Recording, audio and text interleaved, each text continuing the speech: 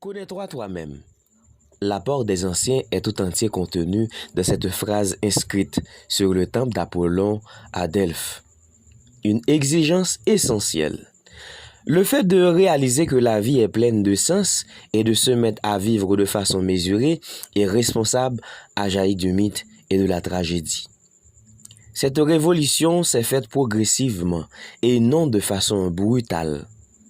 Les mythes et les tragédies ont en effet toujours enseigné aux hommes qu'ils s'adressaient à l'homme afin qu'il devienne un être conscient et responsable.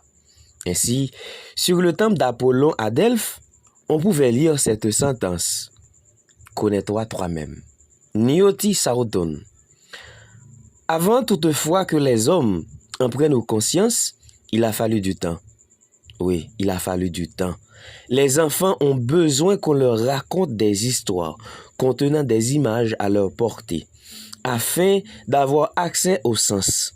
Pendant longtemps, rappelle Auguste Comte, le fondateur du positivisme, 1798 à 1857, l'humanité s'est comportée comme les enfants. Elle a eu besoin qu'on lui raconte des mythes pour avoir accès au sens. À la longue, cependant, ceci ne suffit plus. Les hommes ont envie de grandir. Ils ont besoin de quelque chose de plus intérieur et de plus profond. Ils ne veulent pas demeurer davantage des enfants, car vivre ainsi reviendrait à régresser et à jouer à être ce que l'on n'est pas. C'est ce qui s'est passé en Grèce. Les anciens représentent ce moment de la culture où l'humanité est passée à l'âge adulte, en se débarrassant des images et des symboles, ainsi que des mythes et des tragédies, afin d'accéder à la conscience et à la responsabilité sous la forme de la philosophie. Oedipe, là encore, on est l'image exemplaire, homme en devenir. Il incarne la conscience mythique qui prend conscience de l'homme. C'est pour cela qu'il est capable de répondre à la fameuse question symbolique du sphinx, qui marche à quatre pattes le matin, à deux pattes à midi et à trois pattes le soir, par l'homme. L'éternel commencement de la pensée. En découvrant la conscience et la responsabilité, l'Antiquité a fait faire un pas décisif à l'humanité. Car être conscient, se connaître soi-même, ce n'est pas se replier sur soi afin de se regarder et s'analyser, comme on le croit souvent, mais s'ouvrir sur soi et, à partir de cette ouverture, s'ouvrir sur le monde. Aussi étrange que cela puisse paraître, le plus court chemin pour aller vers les autres, ainsi que vers l'existence, passe par soi, car qui est fermé à lui-même est fermé à tout.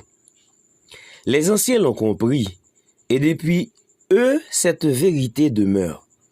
Quand il s'agira pour Descartes, 1596 à 1650, de repenser les fondements du savoir afin de se délivrer de la scolastique, il ne s'y prendra pas autrement.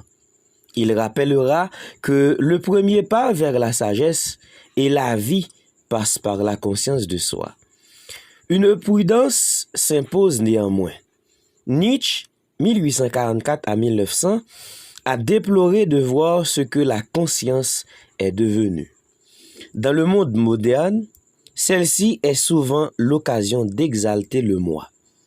Pour les anciens, se connaître, c'était avant tout sortir de la complaisance vis-à-vis de soi, afin de vivre une réelle expérience d'ouverture.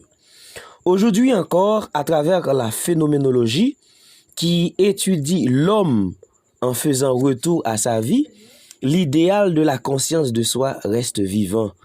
Pour Husserl, qui est le père de la phénoménologie, 1859 à 1938, son fondateur, l'essence du vécu se dévoile en effet lorsqu'on part de la présence de l'homme à lui-même et au monde, ce qui se produit dans la connaissance de soi.